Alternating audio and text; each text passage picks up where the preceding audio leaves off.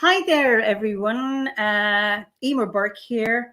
Welcome to Fireside Chat number 5. And this is where I'm in conversation with a member of the Order of Bards, Ovids and Druids, who isn't particularly well known, but as you will hear, will have a fascinating story to tell. So tonight's guest is Gail Nyoka, and let me bring her on. Gail, you're so welcome. Thank you, Eimear. So, I mean, we've never actually met in person, but we met last July when I introduced you onto Tea with the Druid, and you're a storyteller, and you told a wonderful story from Ghana. So, and then we subsequently collaborated on the Caravan of Unity in September, which was around various groups celebrating diversity and inclusivity. So I just over to you now, and then I'm going to welcome everybody. Okay, well, thank you, Eimear. And first of all, I would like to acknowledge that I am coming to you from Abbotsford in British Columbia, and this is the unceded territory of the Maksqui and the Sumas First Nations. So I just wanted to acknowledge where I am and the peoples who were the First Nations of this land. Wonderful, thank you.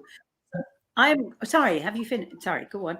Oh, no, you can continue. I'm just going to acknowledge those who've joined us: Jamie Morgan from Ohio, Maka Smith, Jacqueline from the Netherlands, Teresa Hicks from Arizona.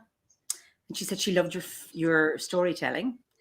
Osborne, I saw Jane Myatt from Canada. So you've got a neighbor. Yes. Welcome. Jerry from North Carolina. Yoga Dulce, I don't know I'm not going to pronounce it because I don't have Portuguese, from Portugal. Well done. And Marianne from France. Welcome. So listen, gather around the fire. You can see I have it nicely lighting here, and this is our first day of lockdown, our second lockdown. So these indeed are strange times. So welcome, Pauline and Les. And Lynn from San Francisco Bay. Wonderful. So, Gail, I'm so delighted to have another chance to talk to you and be in conversation. And I suppose I'm always curious as to what brings people, the members, to Druidry. Why Druidry for you, or what called you to it? I think it's been in my heart since childhood, when I first went to woods with my uncle in Kent, and I really loved those woods. And that's when I got this feel for the land and place. And so even though I, of course, was not officially a Druid for a very long time after that, I think it's been in my heart. And when I first started looking at spiritual practices, I was really interested, and I'm still interested, in the ancient Egyptian pantheon, the Kemetic practices. And I did join the Fellowship of Isis, which is very eclectic. So I wouldn't say it was specifically Egyptian, but that led me to Druidry, because I took training with the Fellowship of Isis, and I was very keen on Sekhmet and Hathor and those Egyptian people.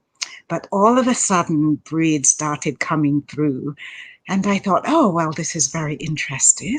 And so I kind of started exploring Druidry further, and I thought, yeah, this is this is the way I need to go. Wonderful. Did you join the Druid clan of Donna and study through there, or did you go straight into OBOD?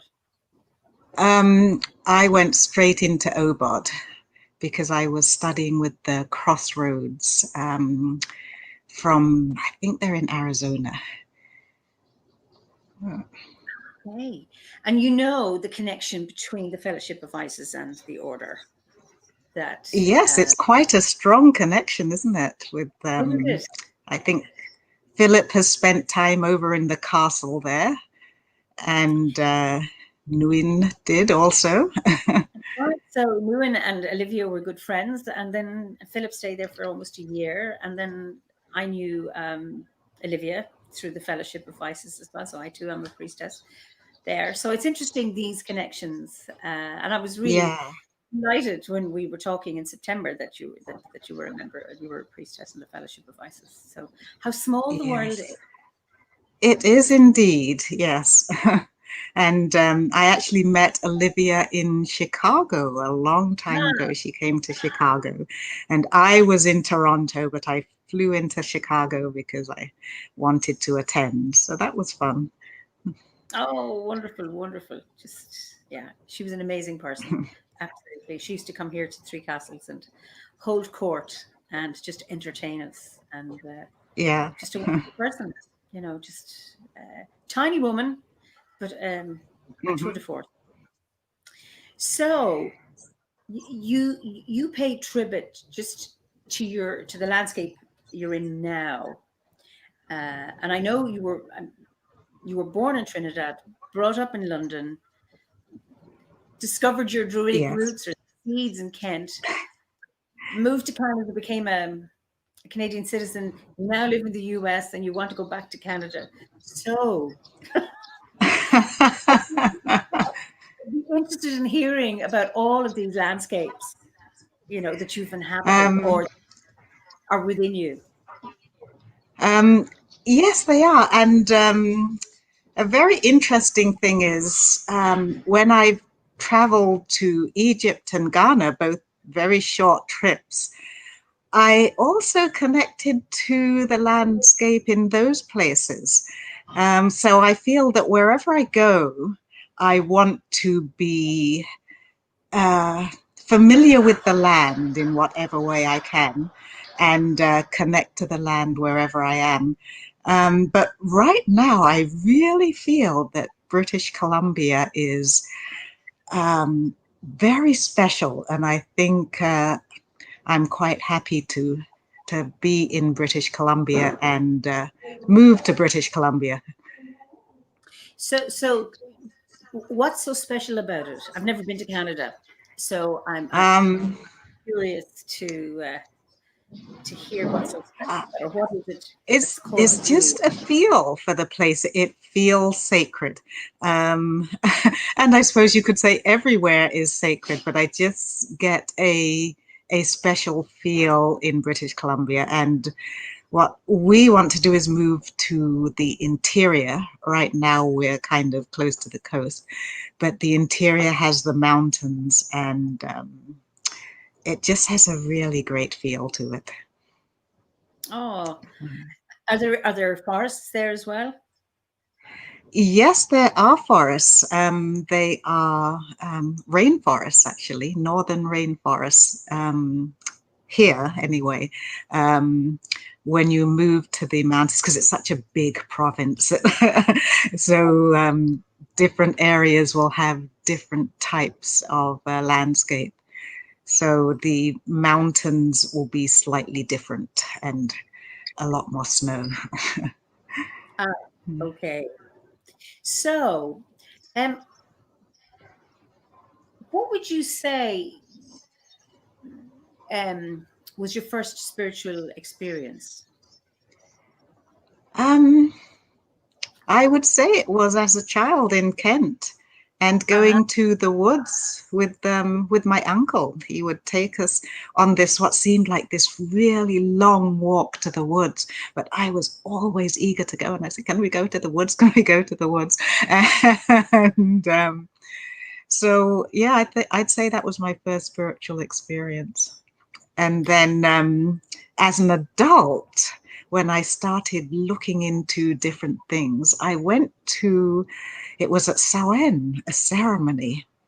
Mm-hmm. And I felt that was a very strong and powerful ceremony that was conducted at that time. And it wasn't a Druid ceremony, it was, I suppose, a general pagan ceremony. But from that time on, I thought, okay, I really have to get more involved. Was this Samhain in the UK, ceremony in the UK or in Canada? No, it was in Canada. It was in Toronto. There used to be a place called the Omega Center, which is no longer there. And they had this room, and I saw an ad that said there was going to be this ceremony. And I thought, oh, I want to go to that. So I did. So even though I really was very interested in the Kemetic way of doing things, I also wanted to expand into other knowledge and ways of doing things. Somebody says, what would, this is a question from Gabriella Kovali, what would be the differences and the similarities between landscapes, trees, nature spirits in various countries? Maybe it's a very big, broad question. I just thought it is a big question.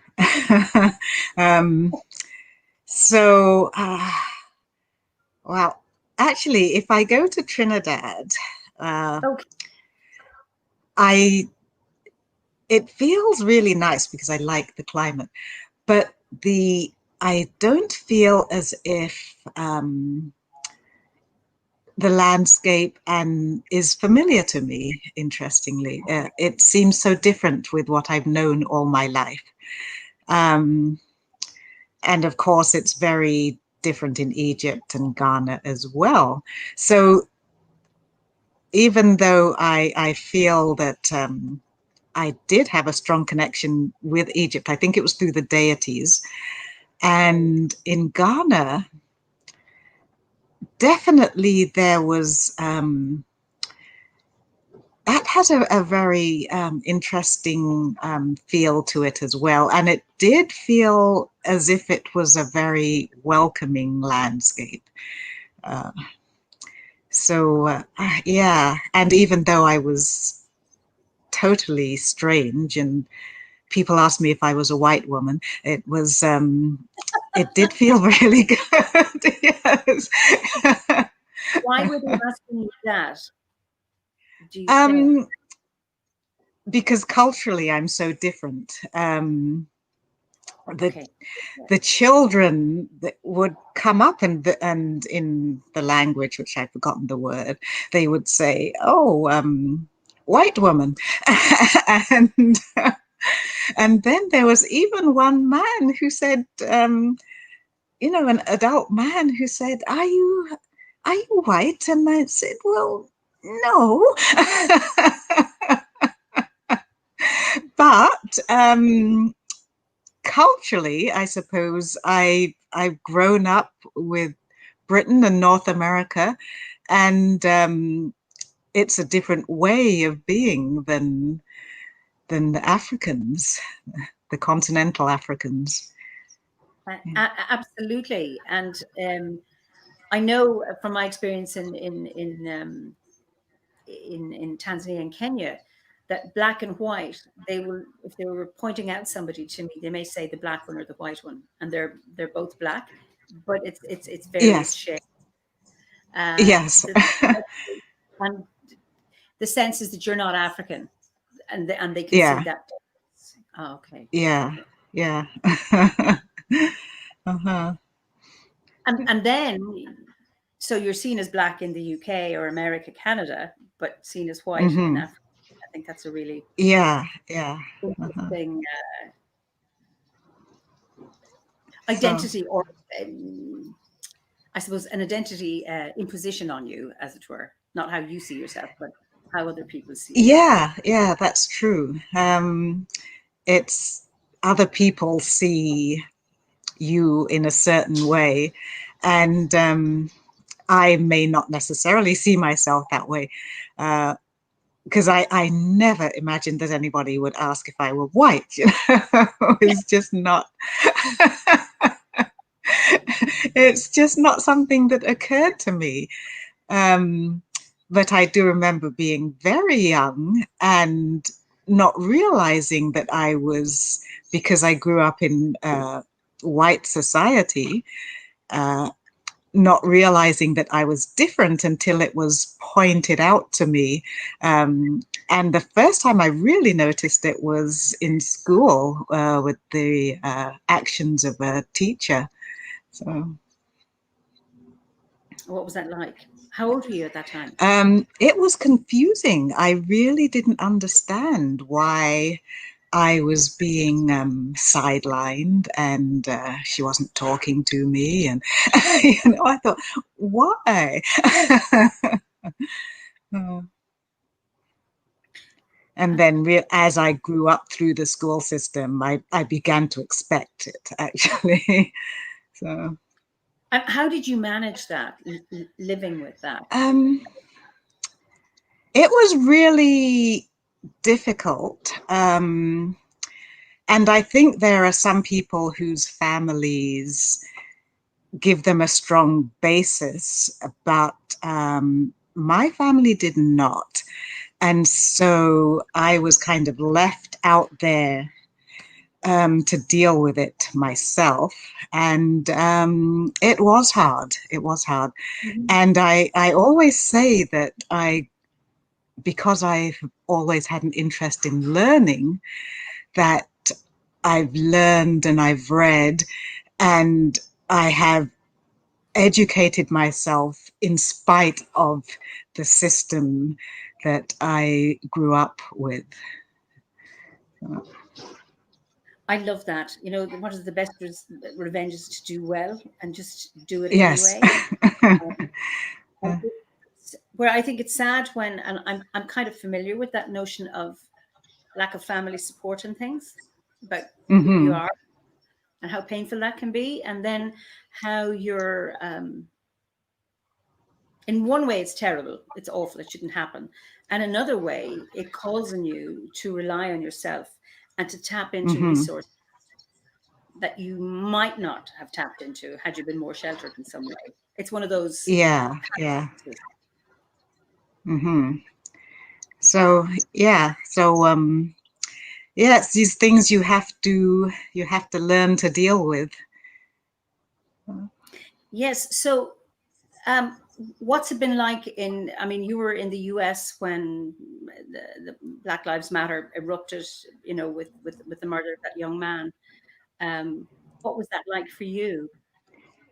It was really great and exciting to see that people were demonstrating and calling out stuff that it's been going on for centuries, but until it's on YouTube and a lot of people start to actually see it with their own eyes, then it starts picking up attention. And I think Black people have always known what's been going on, but the wider society has tended to ignore it. And now it's in their faces. And Black Lives Matter is really pushing against the racism in society. So that's been really nice to see. But it's a bit discouraging when people try and say, oh, well, all lives matter, and indeed all lives matter, but it doesn't acknowledge the very particular problems that brown-skinned people face in this society. And, you know, white people aren't going to get gunned down by the police the way the Black people are. And I think it's really interesting to see all these white supremacists with their guns marching around, and just they get away with it. It's okay for them to do that. I find that disturbing. Absolutely. It's horrendous. Yeah. And I know that what's really, really important is the acknowledgement of people's stories.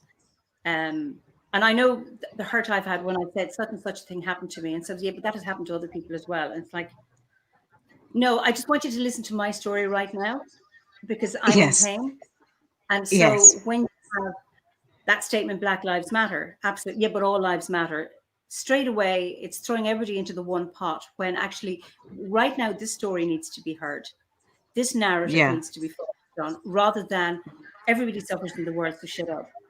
And I think that's, does that make sense? That it does. It definitely makes sense. And one of the reasons why I started writing back in the day was I read this amazing African folktale, and I thought, oh, there's so much that I haven't known about before. And I decided to put this folktale and make it a play. And I was really pleased that a theatre company picked it up and did a really nice production.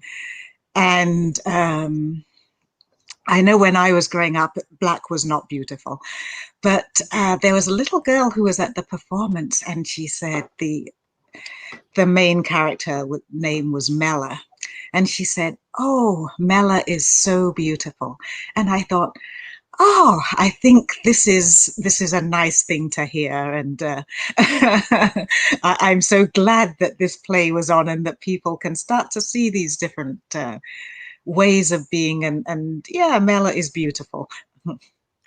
I'm that's so pleased to see that, and you have it coming from a little girl. It's just absolutely wonderful. Yes. Happened in Canada? Yes, that was in Canada, in Toronto. Yeah.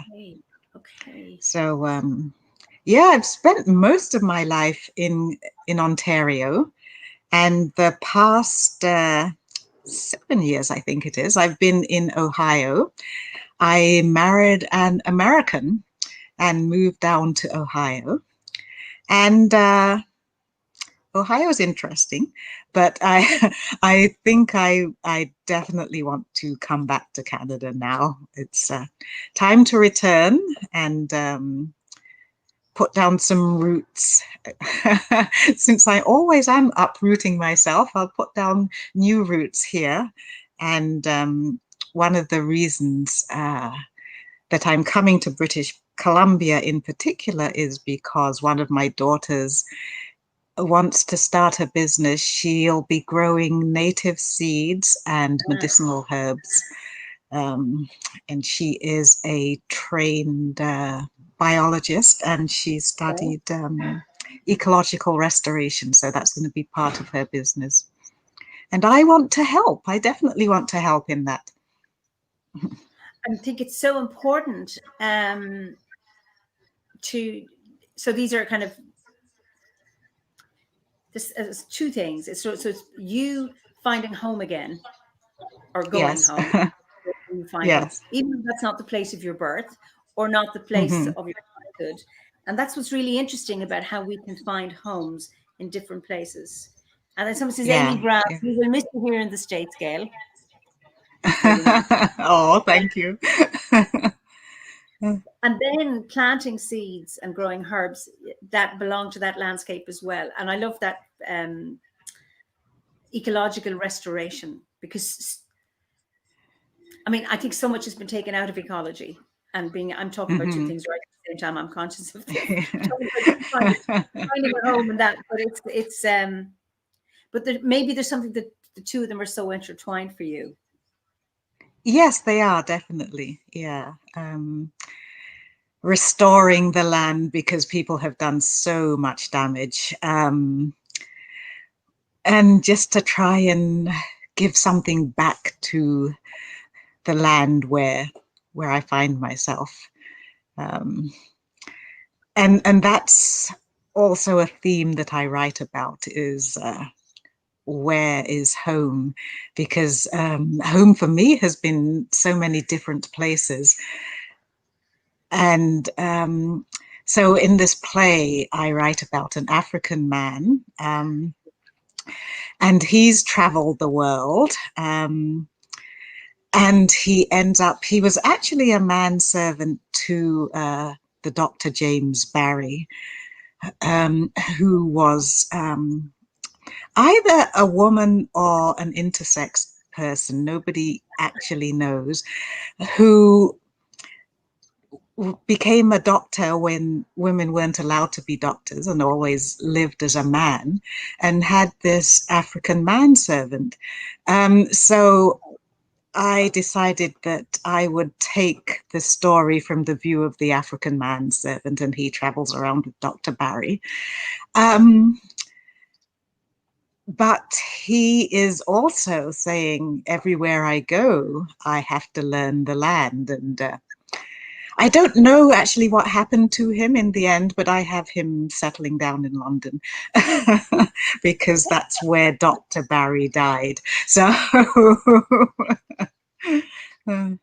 is there a sense for you? I see somebody says, I'm from Austria. I made a home in Mexico and in Germany. Home is in my heart. And it's a really interesting, so I like that expression, I have to know or get to know the landscape. Is that what you said about? Yes, I think I did. Yeah.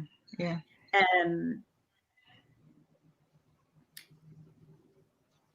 I think that is a really, really important thing, because it's really interesting.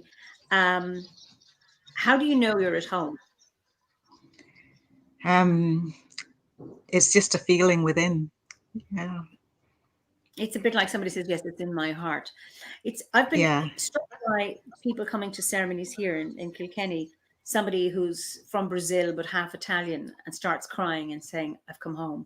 I don't know why. Yeah. I brought up in Brazil. I have Italians in my ancestry, but I belong here and I can feel it. And that's a really interesting thing. And I think it's one of the lovely things I love about the order is that all that diversity that you'll often hear with certain places or certain people, that, you know, you have to come from the Celtic lands, for example, or you need to have that in your ancestry to be a Druid. And where in the order, that's not how we see it. It's like if you're called to it. And human lineages are highly flawed.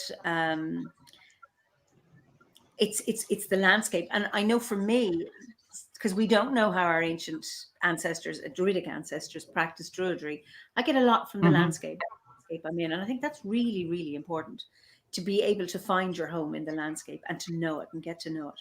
Yeah. Yeah, one of the places I've never been to, but I might be interested in visiting one day, is Portugal, because I know I have Portuguese ancestry, and I'm thinking, if I go there, what will I feel about this land? You know, and I have no idea what I would feel about that land.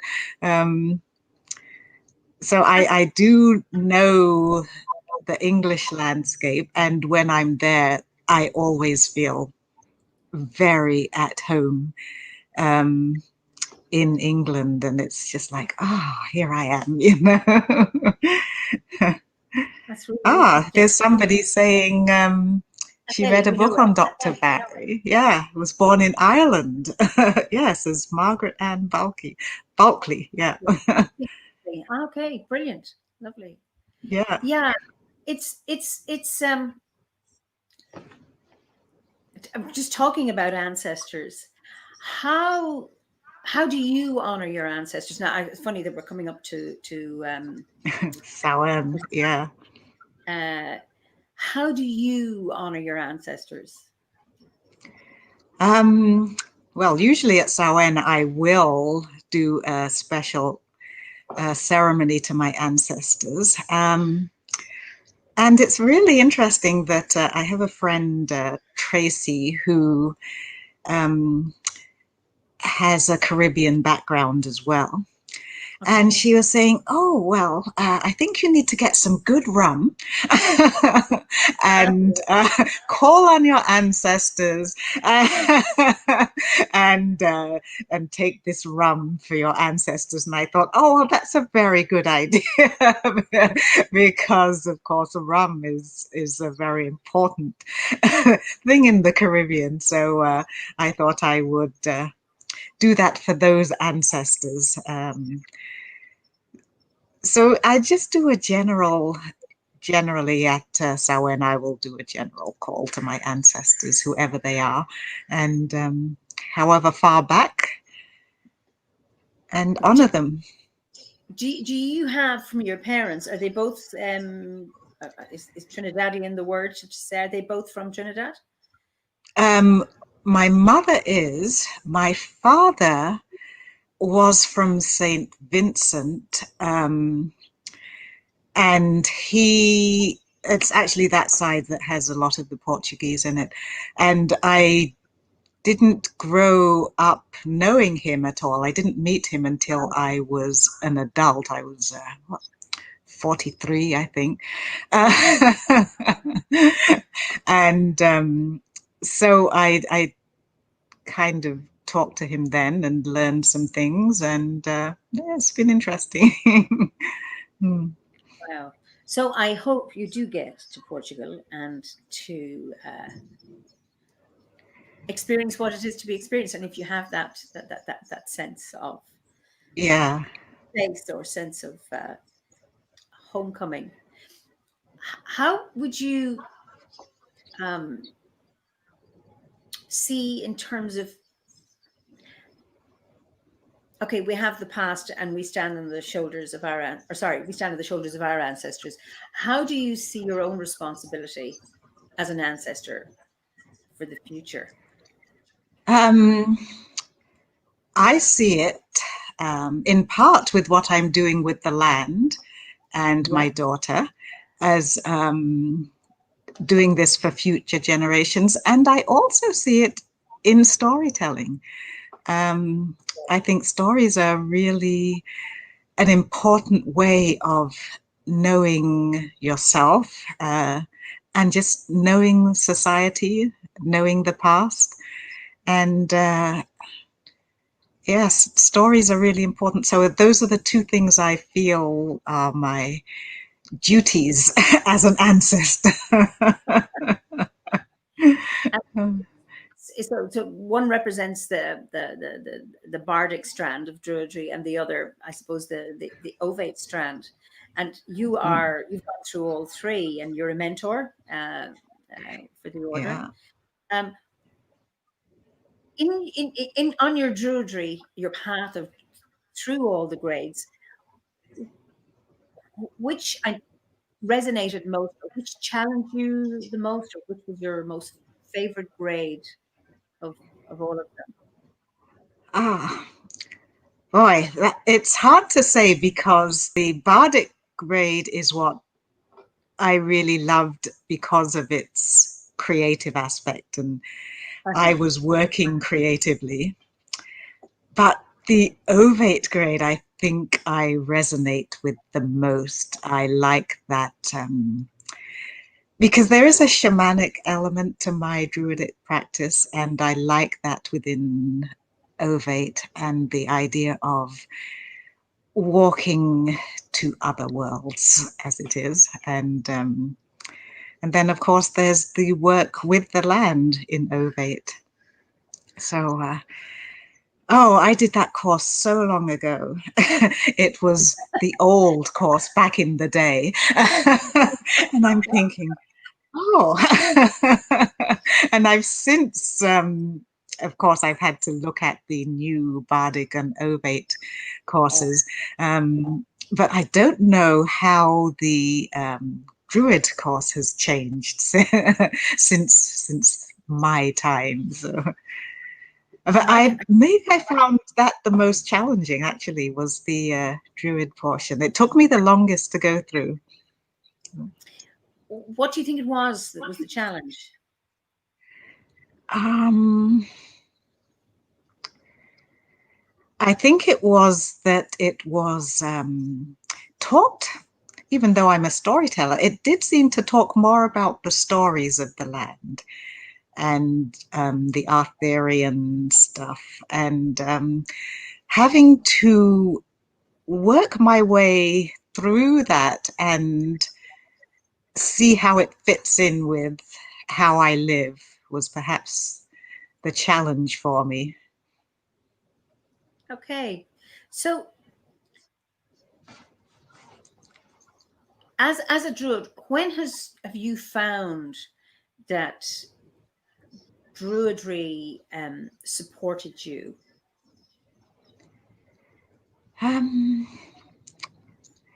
I think it's supported me through difficult times. I think I have something that I can draw on.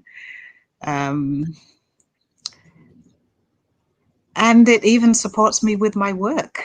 And knowing that my writing and my storytelling is something that is valued within the Druid community, because often in the outside world, it's not valued. It's oh, you're not really working.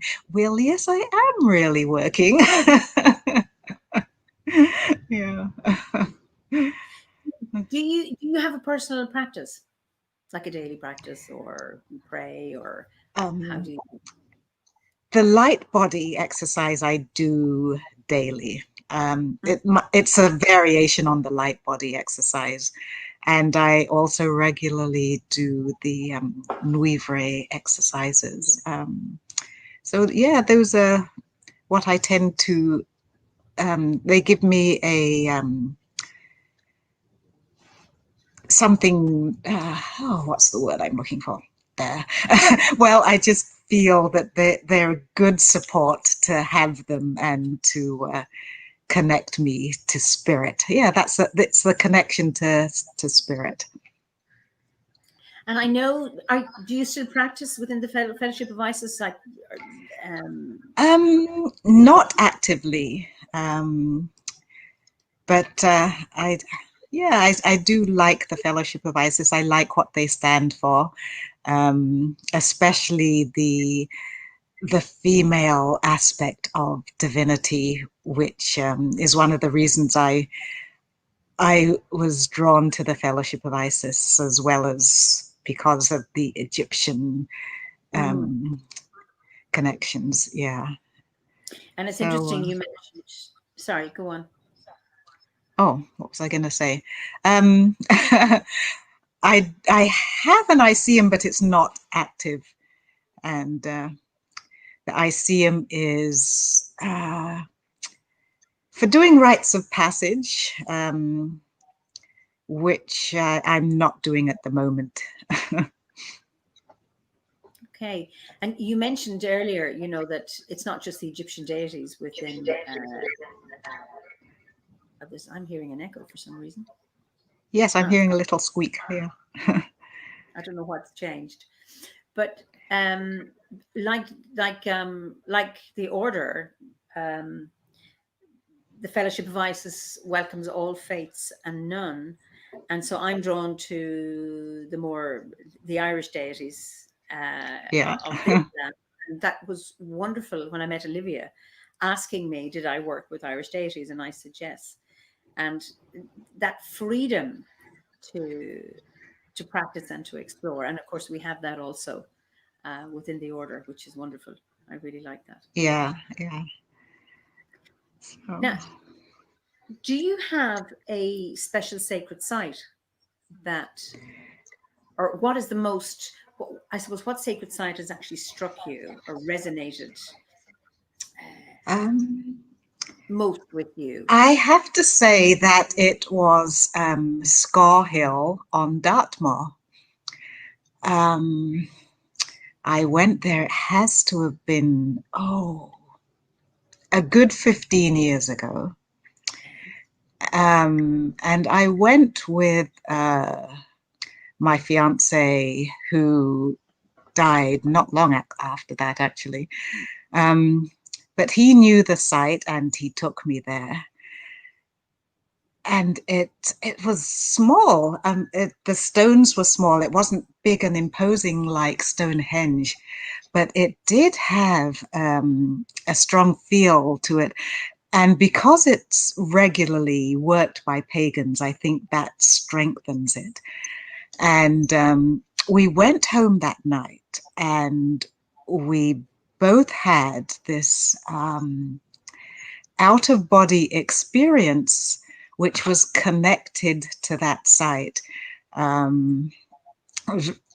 So that's my special site. Wow. And were you aware that each other was having that, or you had those experiences separately?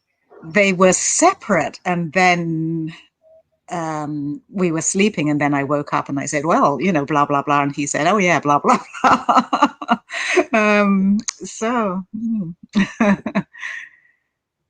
Wow. That's wonderful. Where would you like to visit? What other sacred site that you haven't seen that you would like to visit?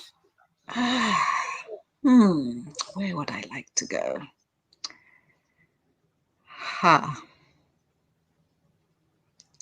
I think I might like to go to Wales. Well, I did live in South Wales for a short time, but I'd like to go to North Wales and maybe Snowdonia and that site up there. Dinas Emrys. Yes, yeah. That's absolutely beautiful. I attended 2 retreats there a number of years ago. It was just, we stayed in a place called Caimavon, like a little echo, we call it a village because it's all just one place, owned by Eric Maddern, and who's another storyteller, a musician. And we explored the landscape there, and it was just incredible. Highly recommended. Mm-hmm. Yes.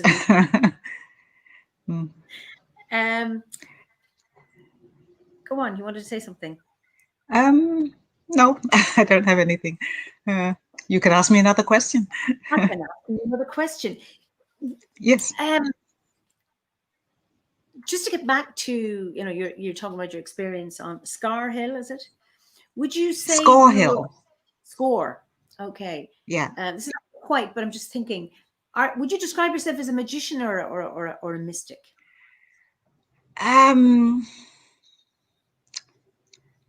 Both. But if I had to lean in one direction, it's probably as a musician. Not musician, magician. Definitely not a musician. I think musicianship, certainly there's a lot of magic there, a lot of alchemy, I think. Yes, there is. The generation of music. So yeah. Okay. What has been your greatest personal achievement, or something you're most proud of?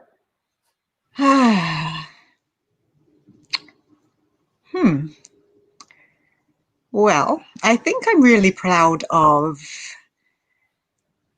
being a playwright and having my work performed. Another thing I'm really proud of, and it's probably one of the most difficult things I've done, was to raise my daughters by myself.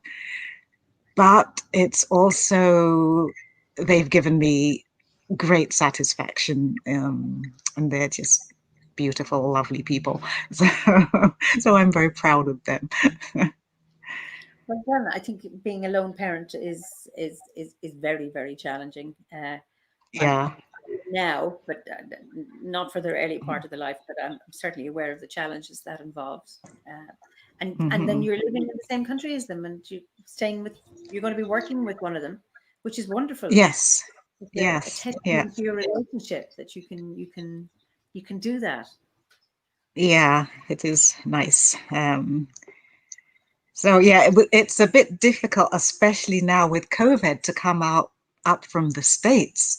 And when I did come to Canada, I had to be in quarantine for 2 weeks, which I didn't find too difficult, because I could sit there and write and do stuff. But it was certainly nice to get out and walk again. Oh, absolutely. Absolutely. Yeah, yeah. Do you have any regrets? Regrets.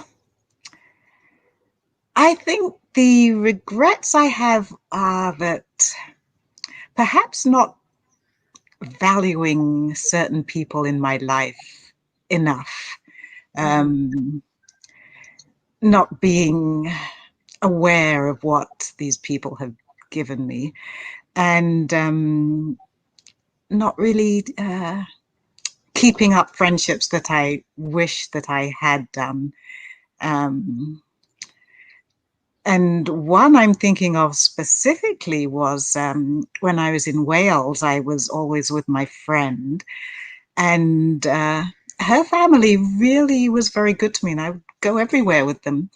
And then when I went to Canada, I really didn't keep up with them that much. And afterwards I thought, wow, these were special people in my life. And I did reconnect with my friend and with her father a bit. So that was good. I bet you they were delighted. Yeah, yeah. Yeah, it's interesting how we lose touch, and I've done that, and then after years reconnect, and somebody out of the blue, and it's absolutely wonderful. You Yeah, know, yeah. what what would you say is the most reckless thing you've ever done? Ooh, most reckless. Do I do reckless things?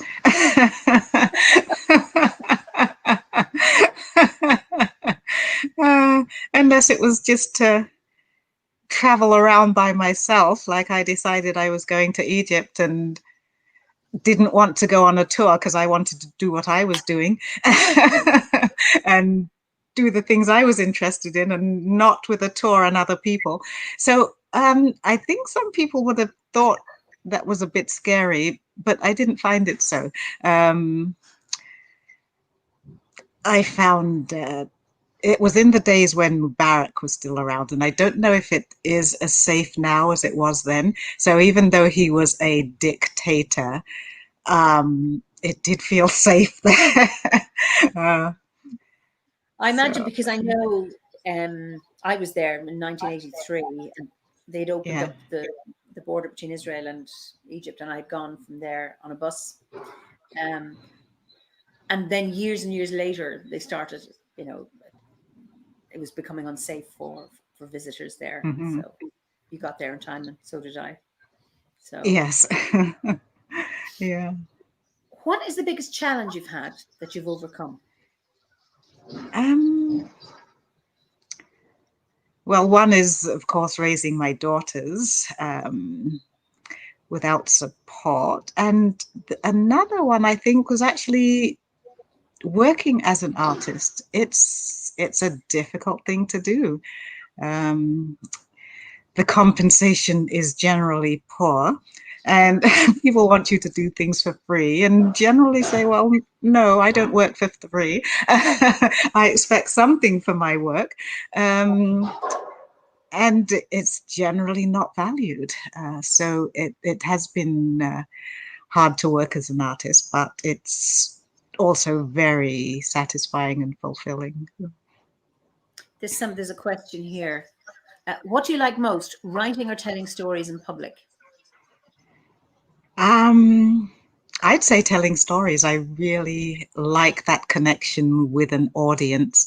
And now, of course, I really miss having that audience there to tell stories to, and I love theatre as well. So I'd say storytelling and theatre are my favourite things. And of course, theatre again is another place that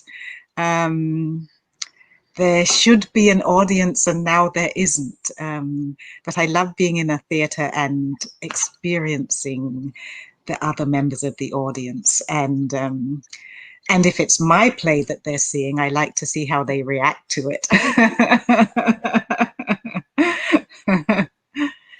Have you ever acted? But I do love storytelling. It's yeah, I like the telling of stories better than I like writing. Okay. Have you ever acted? I haven't acted, and I used to think when I first started writing plays that actors were very brave people. Um, and then I started getting up and telling stories, but it's not the same as acting. It really is a different skill. So I can't say I've acted. There's a question from Holly Munford. Do you have a favorite story? Ooh, a favorite story. Ha. I don't think I do have a favorite story. there are, I usually like stories that have a basis in myth. So I do like the Egyptian stories. I like the Irish stories too. And I like stories that have people overcoming things, I think. So all those kinds of stories. The story of Isis I find very meaningful because she, of course, went through grief, and she Can you give just a little all skeleton of the story, because not everybody might know it? oh well, when she was bereaved because her husband was killed by Seth, and she went through the country in ragged clothes and mourning, and people didn't recognize her as the goddess, and she was turned away from some places, and she sent scorpions to them. But and there are different stories concerning it. I don't think they were ever written into a whole, but one of them is that she goes looking for him and finds his body, and it's in a pillar at a palace, and she is flying around this pillar, and again she's not recognized as the goddess, and she's a nursemaid for the children of the palace. But here she is mourning her husband and looking to reunite with him. So yeah. And she, of course, was in the creation story. She and Osiris brought civilization to people. And I have to blow my nose here. Sorry. That's okay. And I love the Egyptian creation story. I think it really talks about how the world came into being. I think it's a bit like the Big Bang Theory, actually. You can fit it into other theories. Wonderful. Ellie Tallet says, I think you should write your own life story. It is really fascinating. One of the else. stories, one of the stories that I do tell is about a family connection to Mrs. Garvey, who was the first wife of Marcus Garvey. And I have this whole story I tell about how my mother met Mrs. Garvey, and I was a child when she was around. I was quite young, but I was not fond of Mrs. Garvey. And at the time, I had no idea who this woman was. She was just Mrs. Garvey. And then later, I started finding out about her husband and what he stood for. And I found out that she was actually very important in that movement, which was the early 20th century. Will you explain Pardon? about the Garveys? Will you explain about the Garveys? Marcus Garvey and his first wife started a movement that was Black Pride way back in the beginning of the 20th century. And they had a newspaper that was, can't remember what it was called. But anyway, this newspaper, it was called African World. And they had a very big following in North America and even in Africa. And in Africa, of course, it was colonial rule. And this was the beginning of Pan-Africanism and bringing African back to Africa, Africa back to Africans, and African rule in their own countries. And so his newspaper was banned in what was then Dahomey. I don't think it's Dahomey anymore. It's something else. It might be Benin. And churches would not lend their meeting halls to chapters of Garvey's movement. And the movement was they had this back to Africa thing from America, and he had a shipping line.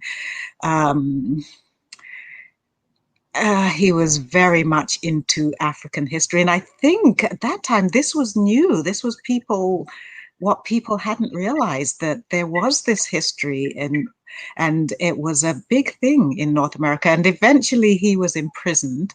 And after that, the whole movement died down. But one of the interesting things is that Ghana still recognizes Marcus Garvey as a founder of their nation, even though he never actually went there. He was never allowed to set foot in Africa, but he is recognized for what he started. So that's neat. So Mrs. Garvey lived in London. And my mother actually was in one of her houses when my mother first went to England.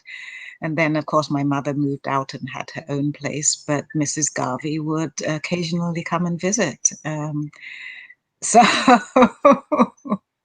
So later on, I found out, oh, this is who Mrs. Garvey was. You know? Wow.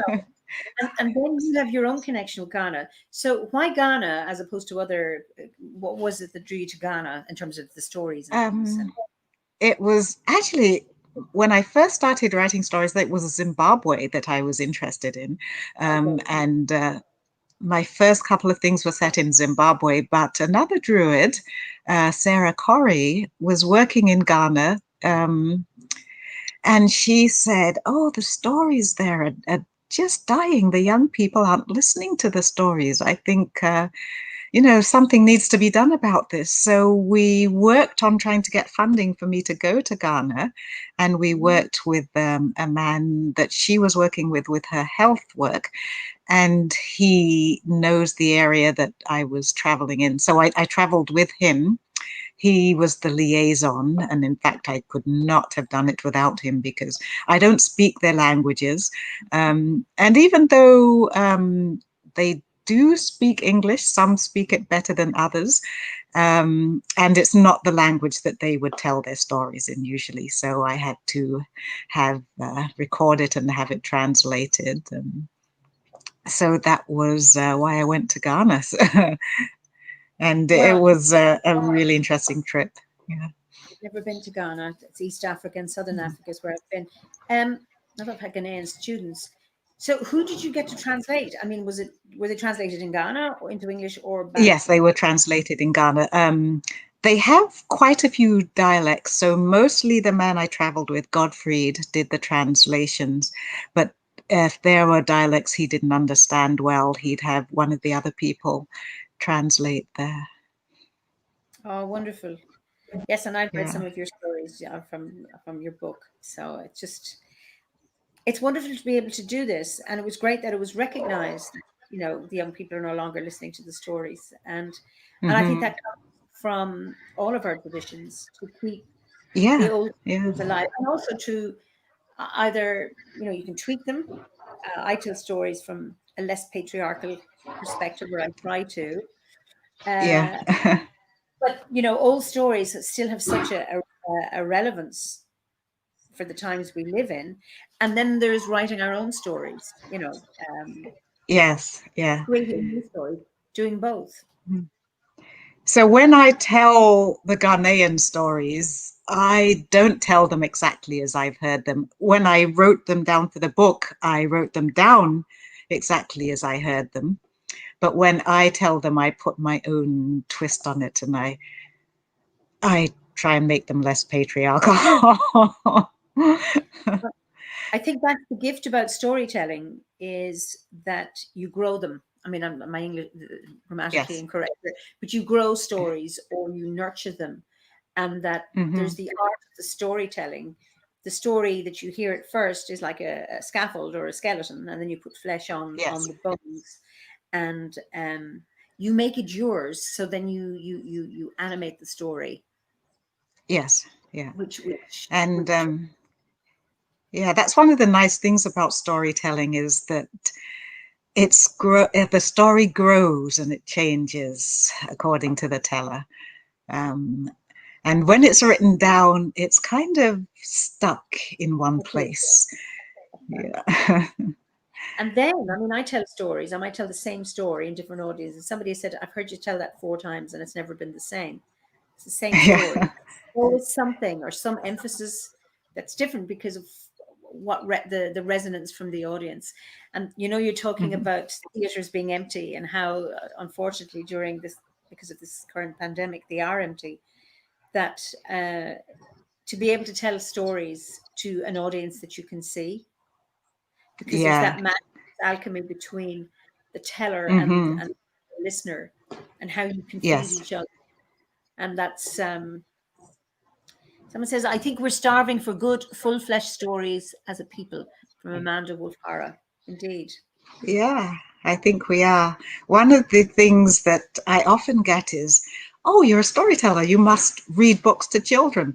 No, I do not read books.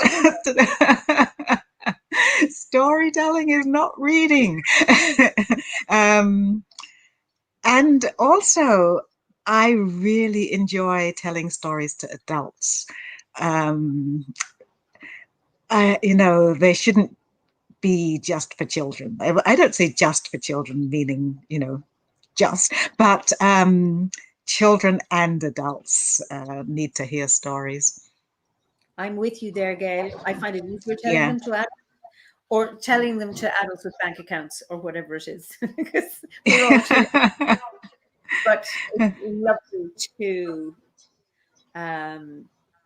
it's interesting because adults have a life experience that that can identify with the story. Yes. In a way that children don't. And I just think it's fascinating. I just love this. So I'm looking forward to hearing more of your stories whenever that is possible. Storytelling must be difficult when we have bubbles and social distancing and the rule of 6. Indeed. And we don't even have a rule of 6 at the moment. We're not allowed to visit anybody, except you can meet one person. Wow. In the code. In British Columbia, it's not too bad and we're not under lockdown, but Ontario, things are worse, and I think Quebec is also bad. Well, this brings me like living in the present and practicing gratitude, which is what sustains me in times of frustration and pain and grief. What are the things that that you're grateful for?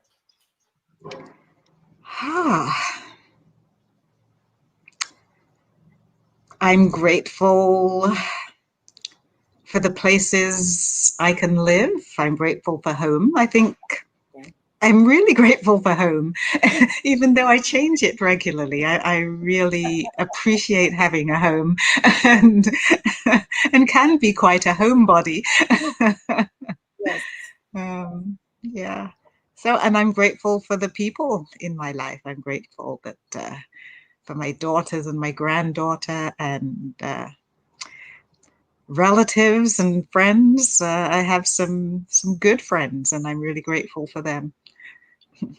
Oh, absolutely. So what are the things that bring you joy? Is there anything, I mean, you've mentioned all the things you're grateful for, so I imagine that they bring you joy. Anything special that gives you joy?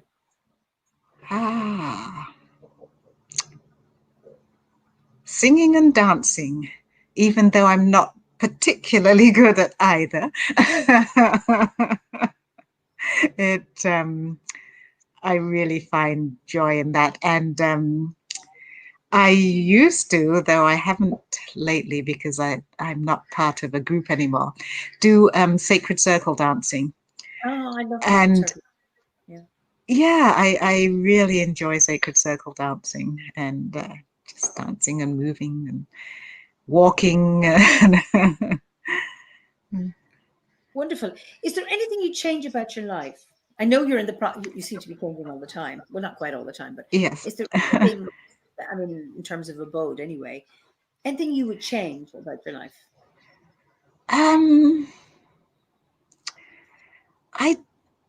I'm not sure if there's anything I would change. I think all the experiences we go through enrich our lives. And I think we all make mistakes. We all do things that we think afterwards, oh, that was daft. But at the same time, you know, this is how we live. We go through the difficult times and the good times and the daft things, and and we gain from that. Well, indeed, we do. We do. One concern you have about the modern world? I really am concerned about the rise in fascism. It seems to be. Oh, there goes the dog. I agree with you. Yes. And I'm really worried about what's going to happen after the election in the States. So yeah, that's a concern. And I think that while there's that kind of thing happening, the environment suffers when we look at Brazil and what's happening there. There's a dictator there, and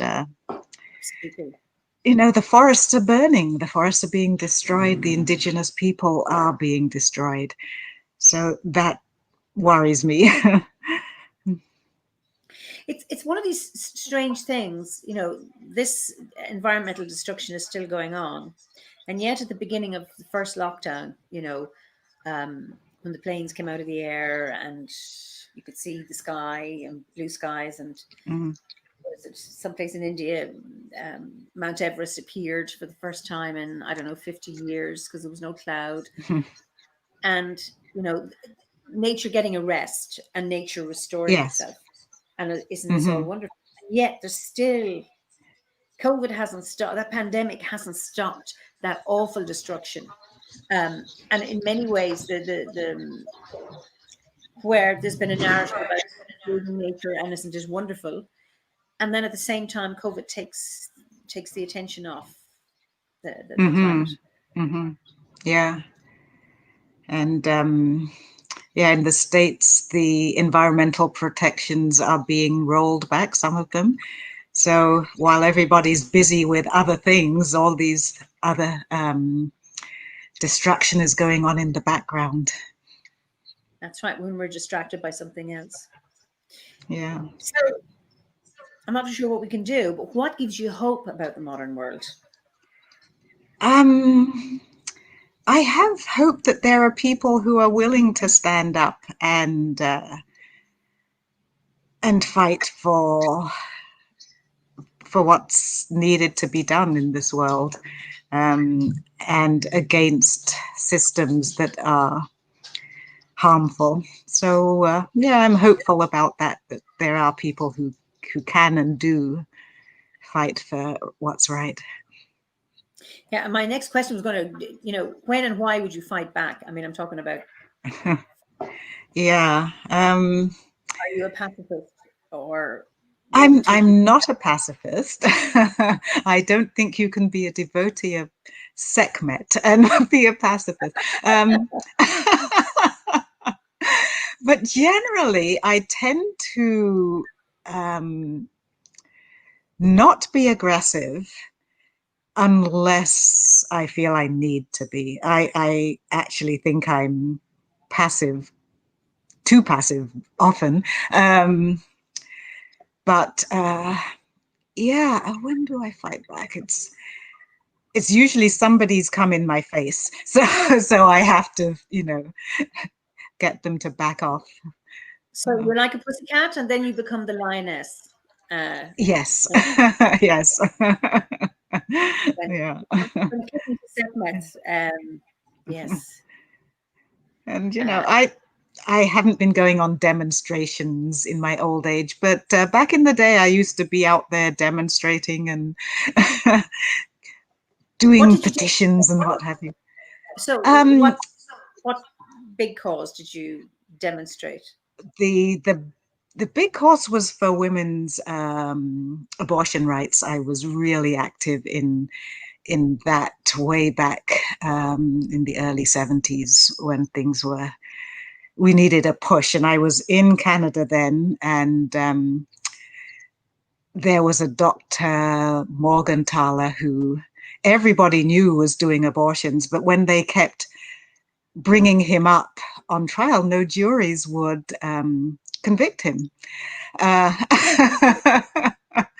And so I was with women who were, getting these petitions so that the government would change the laws, and eventually they did. So that was good.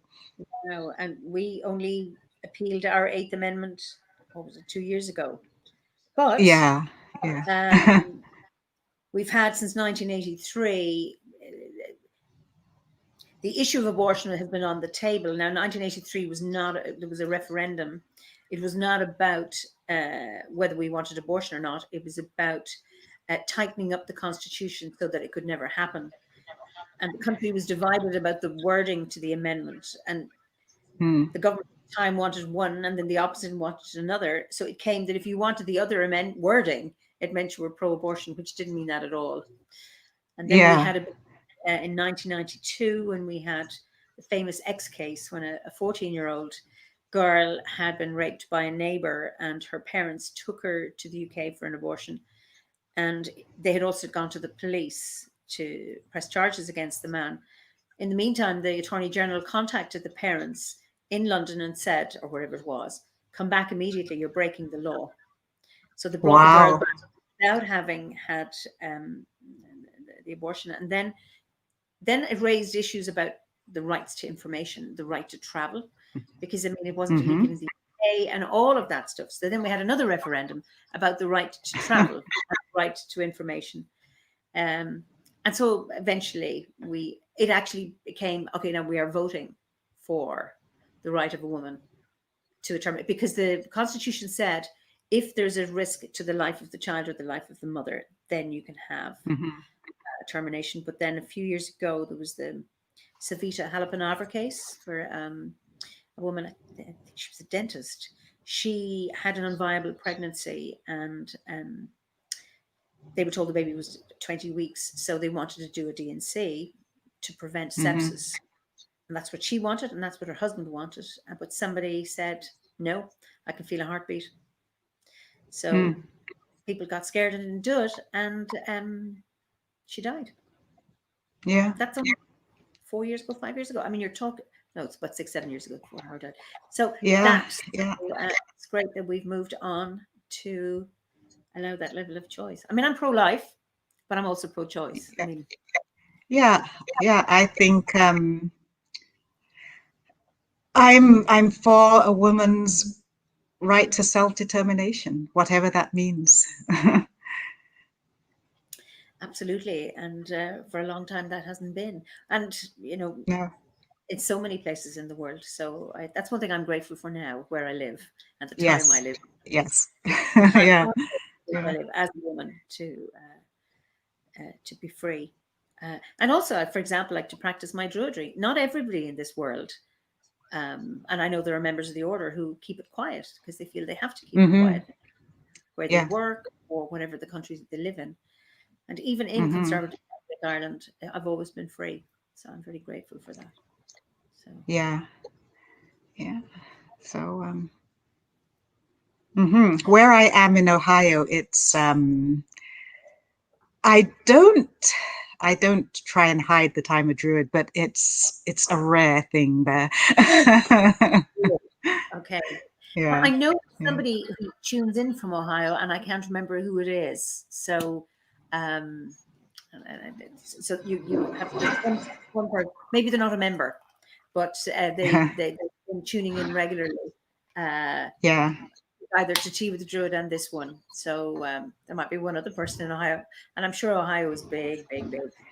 Oh yeah, it is big, and there are a few Druids there, but in general, I'd say you really have to search.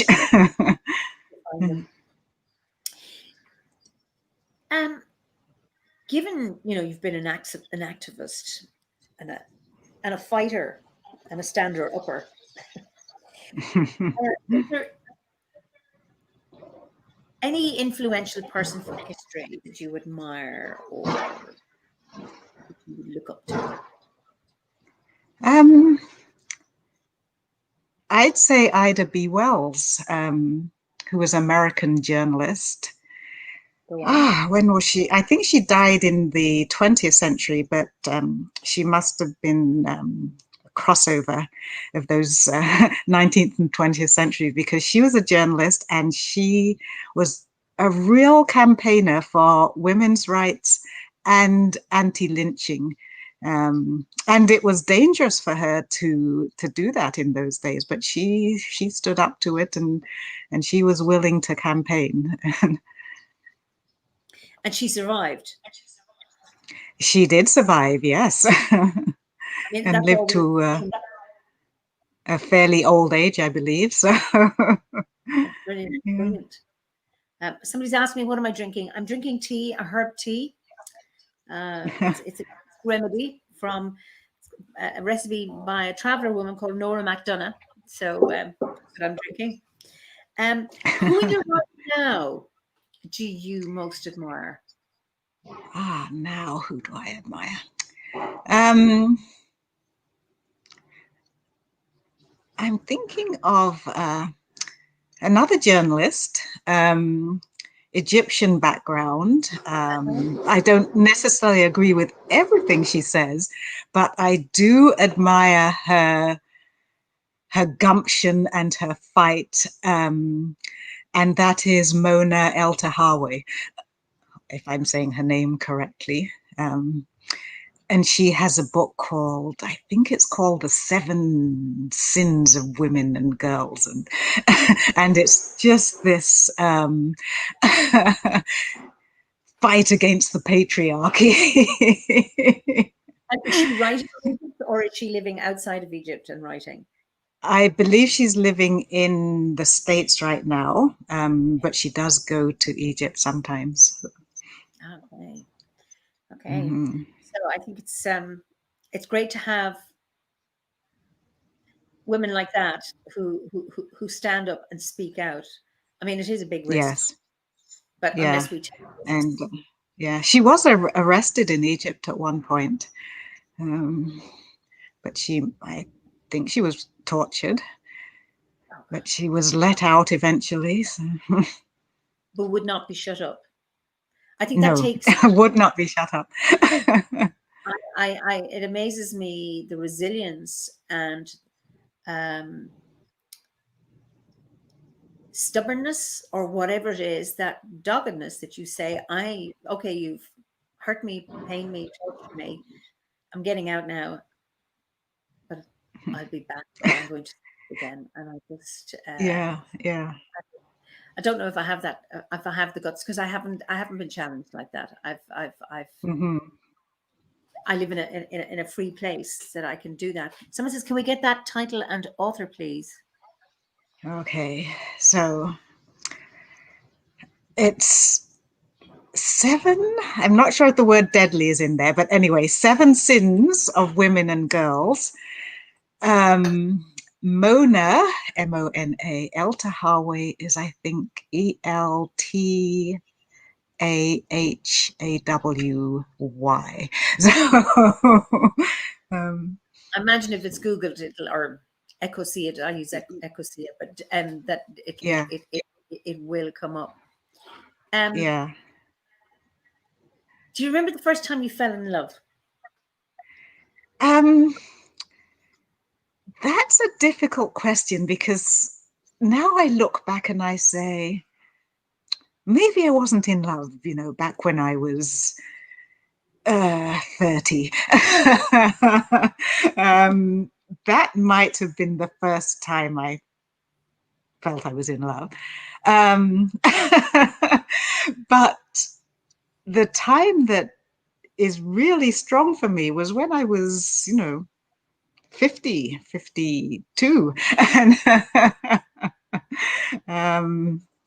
And that was the man I told you about, that we went to to Score Hill together.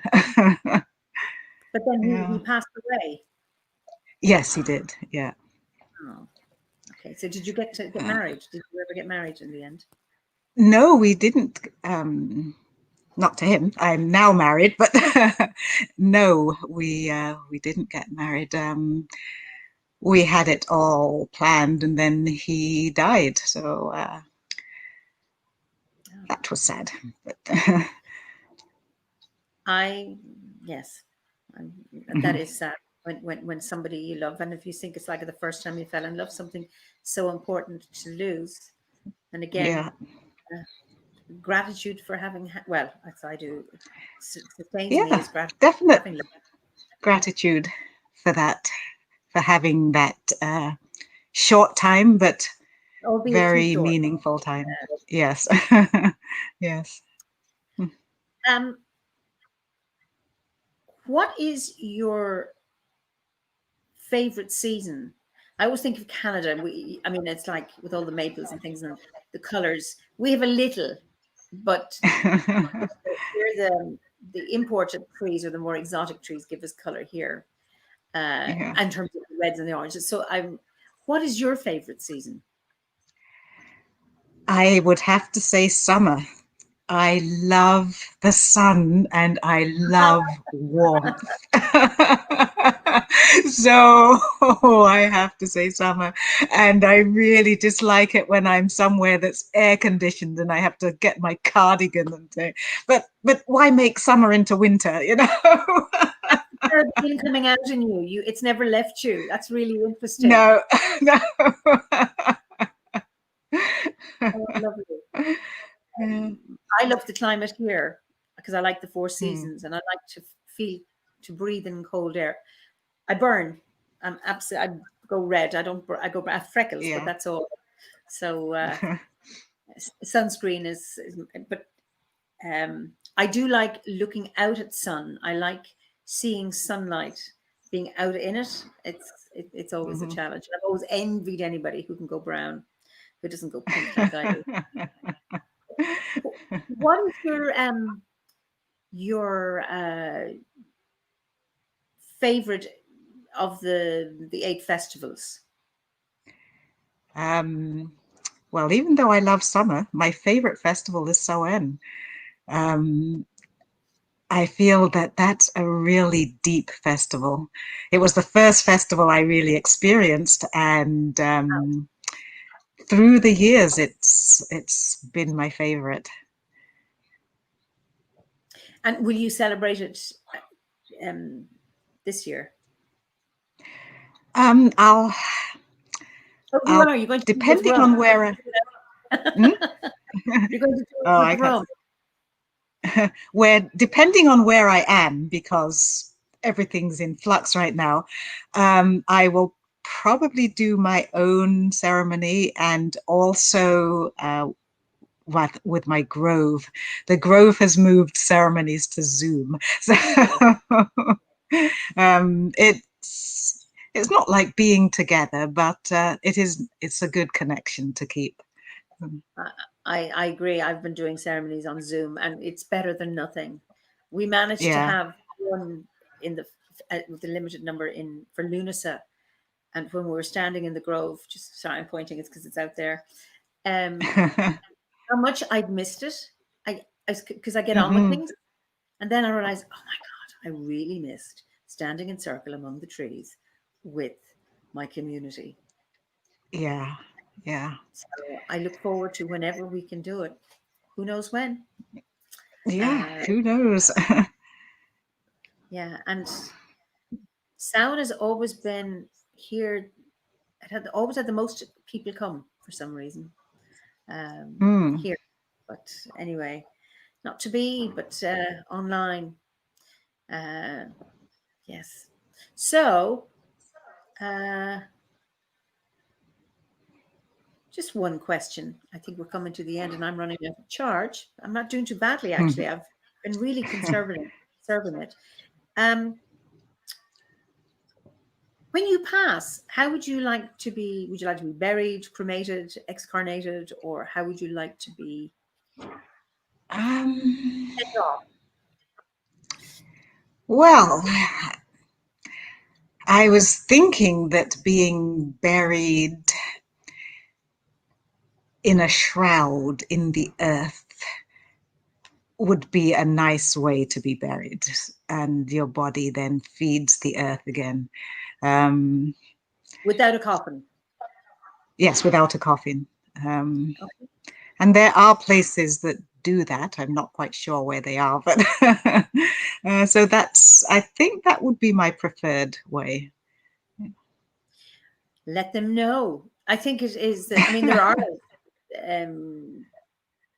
there are cultures that don't use coffins, and then others that do. There are now some where they plant you with, or they put you in a little pod with a seed, so that you become Yeah, free. yeah, And that's a good anyway, thing. Yeah. I used to think I'd like to be cremated, but and then I thought, no, I'm afraid I'd still be alive. I'm not afraid of being buried, but I'm afraid of being cremated when I'm still alive. But I don't have the same fear. Funny, these things are never rational. But No. so I think it's been absolutely wonderful talking to you. I mean, the comments are so positive. People saying things like the light shines through you. It's been lovely talking to you. And I've been really, really enjoying these conversations, listening to people's fascinating stories. And Yeah, I've been enjoying listening to them too. So it's really good. I can't see the comments. Occasionally one will come up on the screen, but mostly I can't see them. So I might have to look back. if you go back into either onto the YouTube or Oh, you Facebook, know what? There's a little most thing here that I can click on, and there are the comments. There we go. and mostly people are watching from Facebook, the OBOD Facebook Yes. page. Yeah. But so you can see them. Another lovely evening. Thank you so much. I've loved tonight's story so much. So, and then somebody saying, Gregory, my wife and I planned the same burial type after we watched the documentary A Will for the Woods. Then there's green burial. So people are enjoying this, and I'm actually blown away. The kind of questions are the same, but they're never a same chat. You know, this is what's so lovely. No. The diversity within the order. And so thank you for being who you are. There you are. It's been lovely listening to your conversation. So those lovely stories. So before I crash with no power, just thank you so much again, Gail. Oh, well, thank you, Eimear. And thank you, everybody who's been listening. That's great. So stay where you are. Stay on the line. So thank you, everybody, for your wonderful comments. It's just lovely for people to be so engaged and to be putting their comments in. I look forward to seeing you next week at 8 o'clock for another Fireside Chat with another mystery guest, a member of the Order of Bards, Ovates and Druids. So wishing you all the best for the next week. Bye-bye for now. Okay.